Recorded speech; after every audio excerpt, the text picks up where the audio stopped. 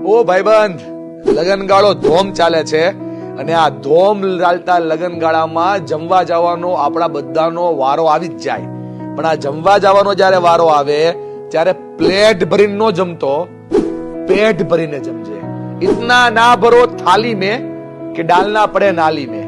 કોઈ બાપે કરેલી મહેનત થી આ જમણવાર થતું હોય ત્યારે જમણવારમાં હેઠવાડમાં એટલું જાય છે કે એમાં કેટલી જાન જમી જાય. મારે બધાને કેવું છે અને આપ બધાને આ વાતમાં પણ જોડવા છે કે ઉભા રહી જાઓ 5 વ્યક્તિ સાથે અને કોઈ જગ્યા ઉપર અન્નનો દાણો બગડવા ના દો, કેમ કે અન્નનો દાણો બગડે છે ને એ જગતના તાતનું અપમાન થઈ રહ્યું છે.